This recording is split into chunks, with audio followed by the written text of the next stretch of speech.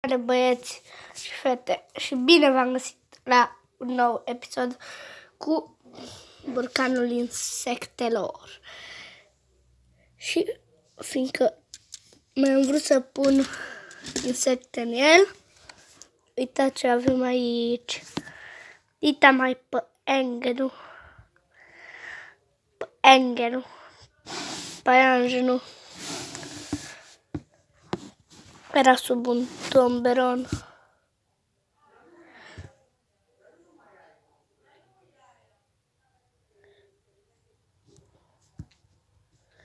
Fac să miște bine.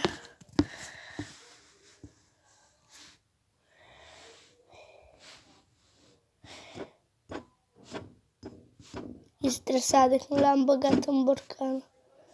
Vedeți?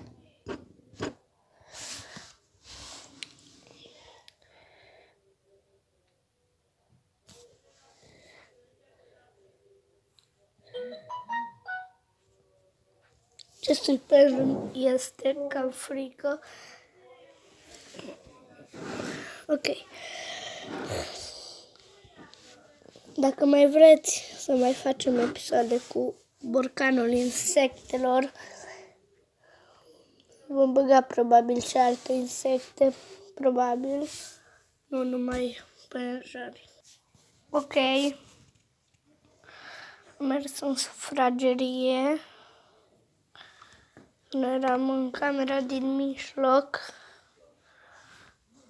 unde practic e un calculator. Sau camera cu calculator, cum vreți să să-i ziceți.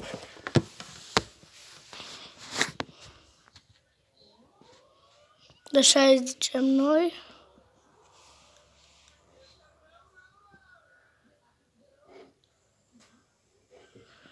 Așa.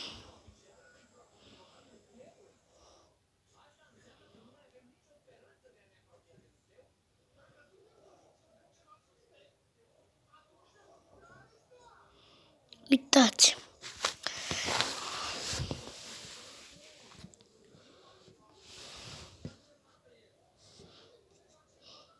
Îl vom elibera pe săracul într-o zi. Că și el are viață. Dar nu se vede pe cameră, dar are niște colți foarte mari. Nu știu dacă se vede.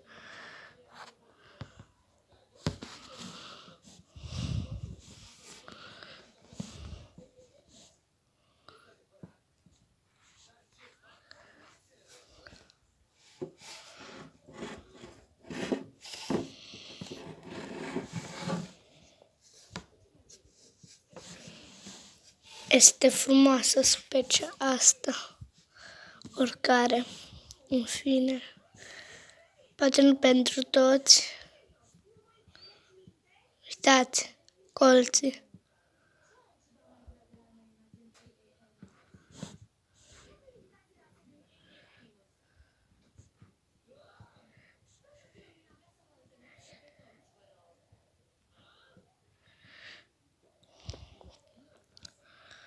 E posibil să facă ouă, azi l-am prins, noaptea sau seara, sub coșul de gunoi, unul maro.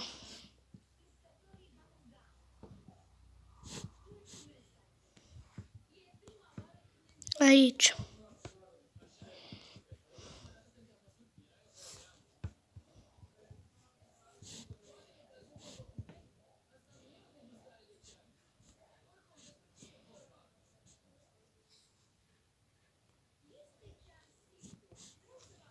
Uite.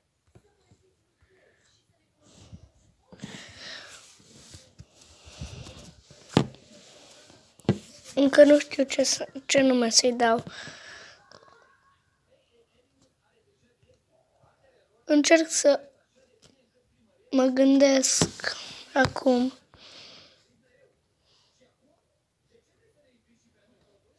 O fi tu idee de nume.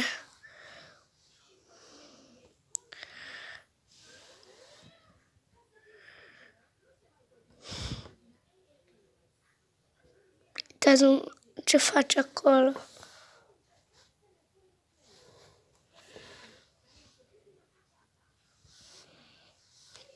Eu nu înțeleg ce face acolo. Poate pânză.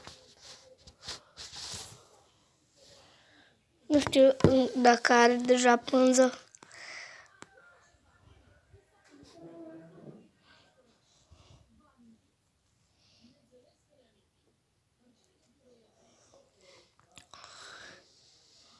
Este măricel.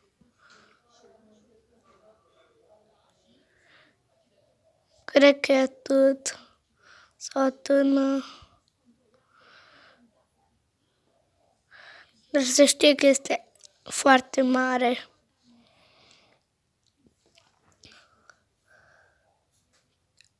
Mă gândesc eu așa, să-i dăm numele...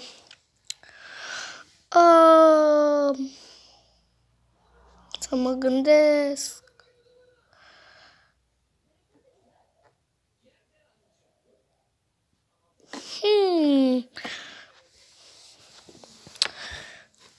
Ar trebui să mai facem încă un domnul Negrilă, fiindcă ăla a murit prea repede de la soare. În moștenirea lui ceilalți păianjeni, adică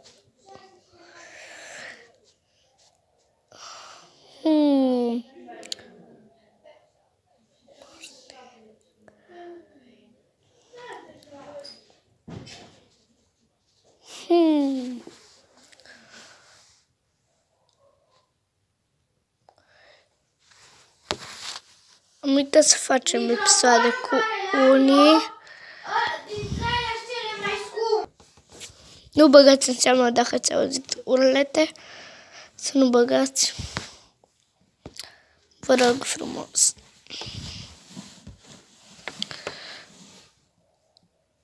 Aici l-avem pe, știți, vă cine?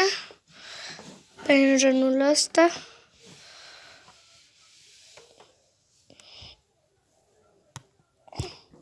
Am mai avut alți pânjeni, n-am putut să fac videouri cu ei. Nu știu când să fac. Tot uitasem.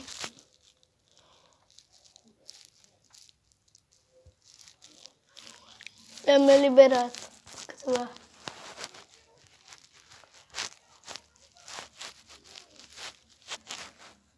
Și pe, cum se cheamă, unul, să vă zic numele, și cu domnul Negrilă n-am făcut vlog. Și cu domnul păianjen, domnul picioare lungi. Era logic un păianjen cu picioare lungi. Trebuia să fac cu unul cruce, numai am împrumutat un pic cu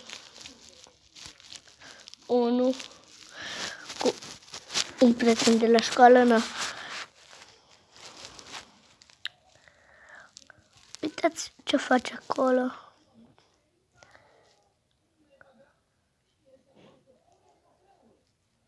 Uitați aici ce face păianjenul.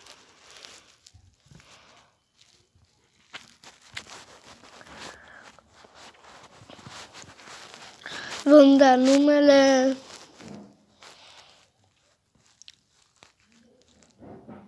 Colț Medium. Colț Medium. Colț Medium, da. Salutați-l pe Colț Medium. Ziceți ceau. Voi număra până la 5 și trebuie să ziceți ceau. 1, 2, 3, 4, 5. Dar ziceți ceau lui Colț Medium. De ce nu-i ziceți? Nu știu dacă ați zis. Că chiar nu știu, fiindcă nu pot să vă aud de aici. Scrieți-mi în comentarii Dacă vreți să mai fac vloguri cu acest păianjen, dacă va avea ouă, voi face neapărat, bănuiesc. Eu sper că să facă. Atunci îl vom ține până când vor și păianjenii. Că, ne. Că oricum nu se țin imens de mult să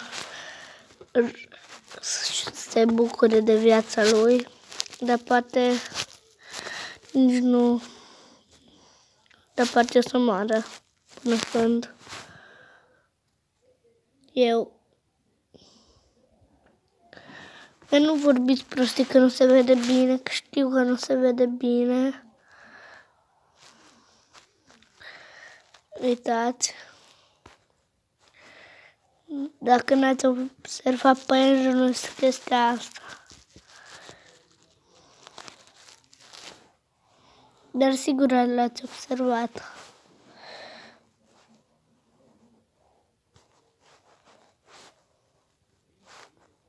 Este aici cățărat pe borcan.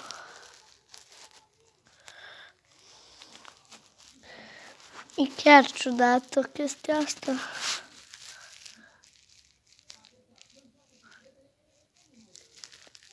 Vedeți? Cred că colți mediumi lui îi este frică. E cam speriat. Sigurat.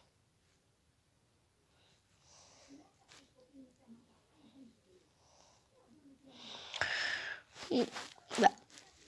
Vă rog să apăsați butonul de like și de subscribe și vă revedem data viitoare. Pa, pa!